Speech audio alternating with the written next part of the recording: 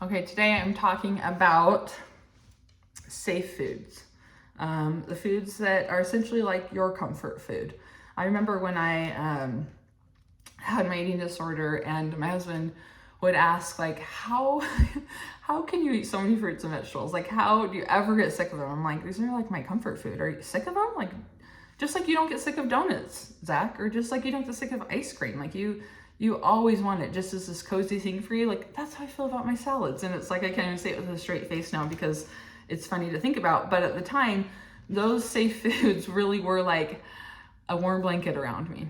And so when I talk to clients about getting rid of those safe foods or those filler foods that they're kind of using as a crutch, or almost kind of like this, um, passage or rite of passage into being able to then eat the more challenging foods, right? Well, if I have, the protein and I have the, fruits and vegetables, then I feel like I can then, at least kind of fill my stomach up. And then I can really go for the things that are very challenging for me. And the problem with that is it's still very much disordered, right? Why are you doing that? Well, you're doing it because if you fill up on those things, you'll have less room in your stomach to then eat the things that you really want. Perhaps lots and lots of bread and butter. Perhaps it's tons of ice cream. Perhaps it's, lots of chocolate bars, whatever it is.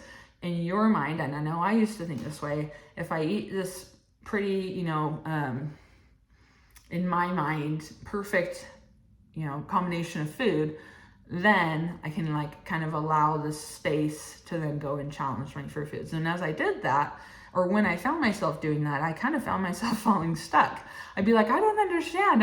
I'm crossing off my fear foods and I'm getting through and doing these things, but how come I'm just not feeling that freedom? And clients will say the same thing, Becky, I'm doing what you're saying. How come I'm not feeling that freedom? And as I dig and I interrogate, if you want to call it that, and I ask questions, it's for that reason. It's, well, you're still keeping very, very much, you're still keeping those safe foods kind of in the overall consumption of what you're eating every day. And I really believe, and there's no research on this, so I don't know, but I do believe our brains have a stimulus, right? And then there's a thought that follows it. And so when you have an eating disorder and you eat ice cream, the stimulus, then the thought is guilt, shame, regret. Oh my gosh, this was bad. I shouldn't have had this. Oh, why did I do that? Or, oh my gosh, I'm gonna gain weight. I had too much, right? Or the stimulus of okay, to say the salad, okay, good, safe, warm, cozy feeling. My body's still safe. It's not gonna change. There were all these thoughts that were generated, and maybe they weren't these direct thoughts, but it was just this overall feeling that I'd have when I ate one thing versus the other. And when you're in recovery, the problem with still doing that is those thoughts are still coming and they kind of give you a hit of dopamine, right? When those thoughts come from eating safe foods, the reason you're feeling calm in the sense of peace is because your brain's been trained to kind of get a hit of dopamine when you do that. And so as you're being asked to not eat those things and eat the things that are very scary, understandably, it's going to feel really uncomfortable. And it's going to feel so wrong. And it's going to feel so reckless.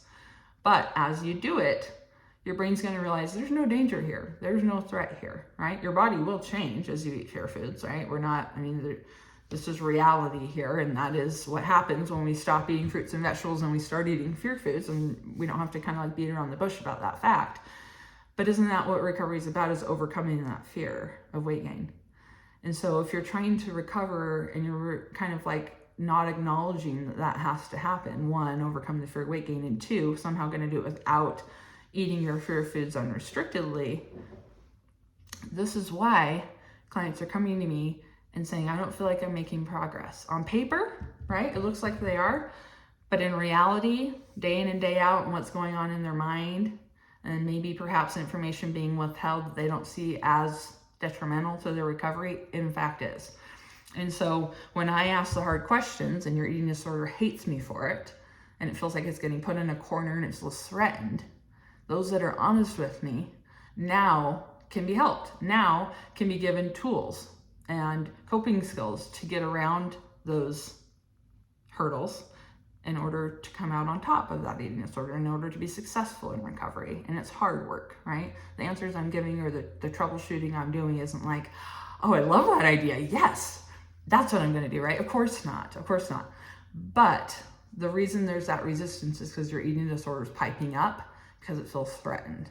And so as you continue to make the hard choice and you get rid of not just safe foods in your house, right? I mean, if you have safe foods in your house, please bundle them up and throw them away. And that will feel like I'm asking you to get rid of an arm or maybe even a child. It's going to feel very devastating to you, but your brain learns from your actions.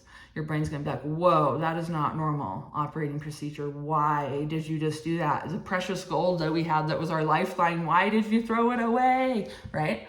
It's going to hate that. But then you come back in, you're like, all right, now I'm going to get to that freezer food that I want. I'm going to have the ice cream. I'm going to have the burritos. I'm going to have the whatever it is you have in your freezer.